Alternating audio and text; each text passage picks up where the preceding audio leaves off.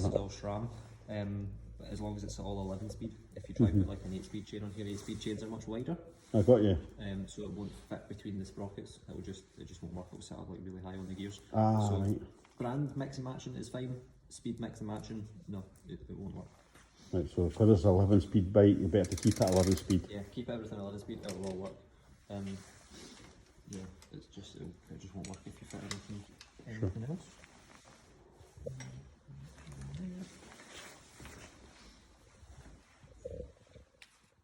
So this chain's brand new, so you'll need to cut this to length as well. That's what I'm thinking. Does it come in a universal length and you just kind of cut it?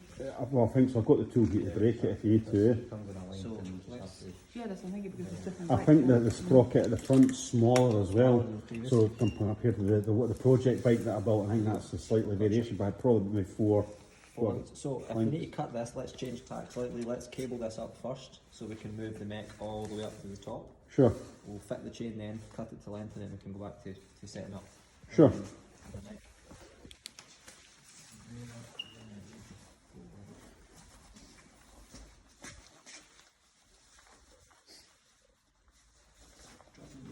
So, how the cable routes through the mech is going to vary by manufacturer. SRAM have more often not got these like little kind of idler wheels that has to spin round, and then from there it kind of goes on a wee tour around the derailleur. Comes down the back here.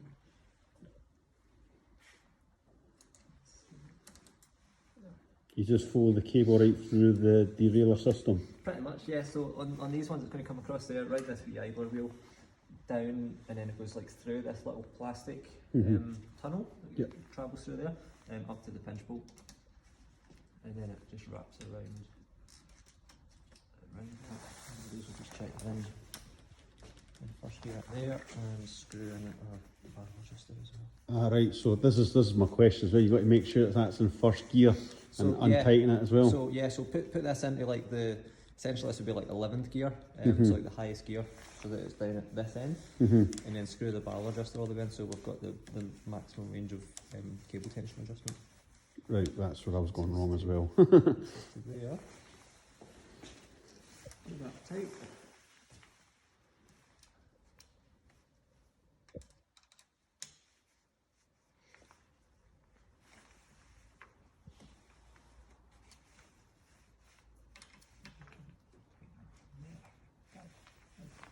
This mech as well has got like a cage lock thing, so basically there's a wee button there. I did that in the manual, it says so to help to assist, to make it easier. Yeah, it makes it easier, like kind of getting the chain on and off and getting the wheel in and out. Although on yours is, yeah, the wheel just drops straight out on yours. Yeah, so if you put the cage lock on, it kind of like moves all this out of the way, so the wheel's got like a clear path to kind of drop down, and then you just push it forward. Wow. And it strings back. So to cut the chain to length, what I always do is then put it like as if you're going to be in like your easiest gear, so move the mech all the way up to the big sprocket.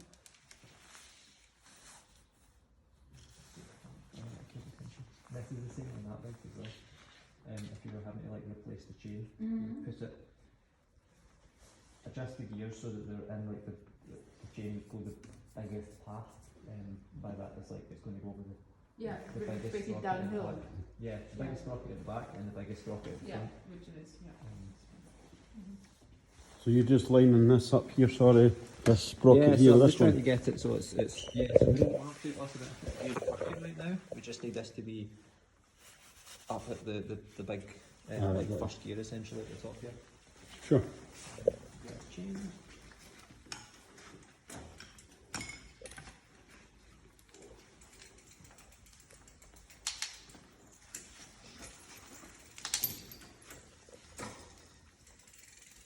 Chain breaker.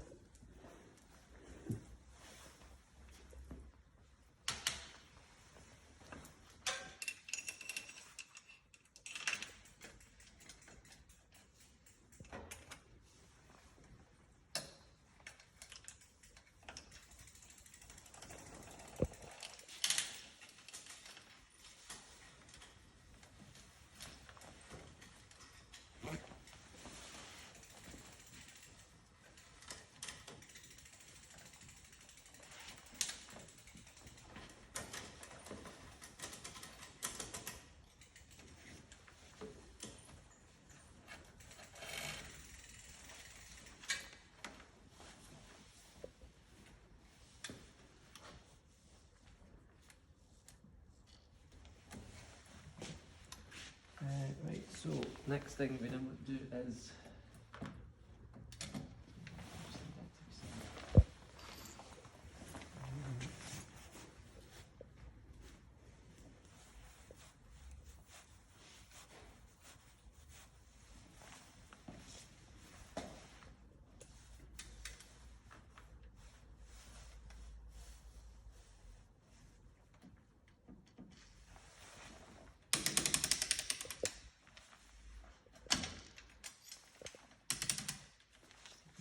tension have run out at the bar adjuster. So.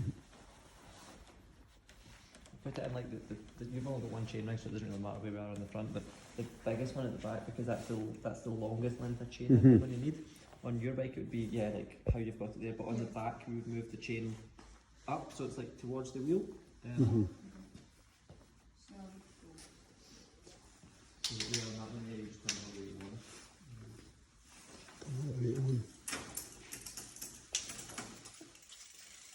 So yours is easier because we don't have a front neck to contend with. It's just.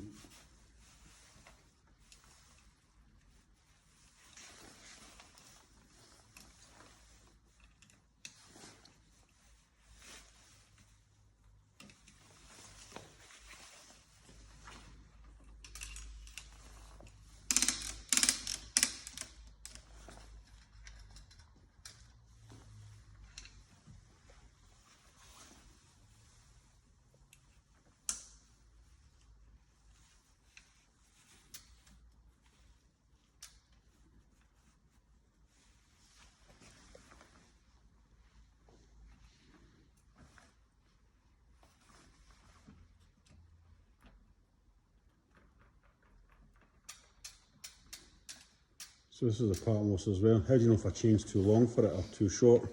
Well, clearly if it's too short, that's obvious. Too short, yeah. It's either So I'm not thinking going that would be not good. it's not going to match up, or if it's too short but it's perhaps already fitted to the bike, you won't get all the gears. You'll find that the mech will be like really stretched like that when it's trying to get into the kind of the bigger.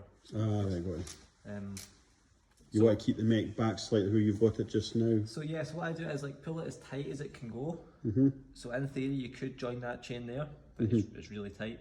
I then go back like kind of 2 links, so that's like 1 link, 2 links there. Sure.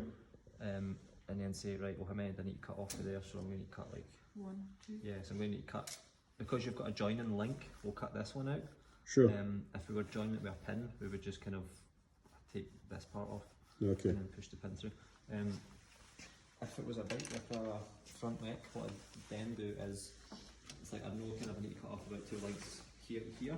I'd put it chain the opposite way, so I'd go like smallest sprocket, smallest chain ring, and just check that if I did cut that off, it's not still going to be like a really droopy chain. Sure.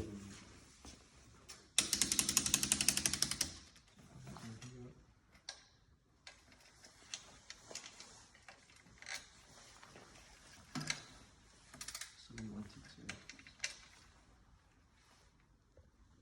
cut that there.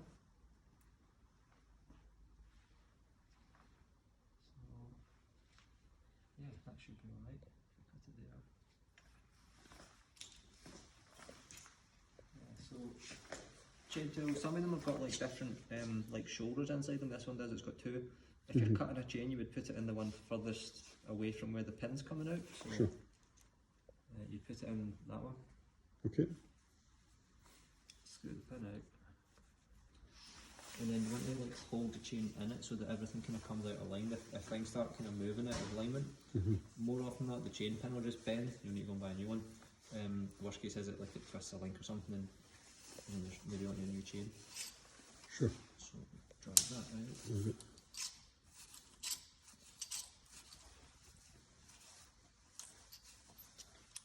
Through. And that's us left on this one, kind of like with the 2 male ends, I suppose. And then we'll join them up with the 11 speed length. Sure. Yeah. So.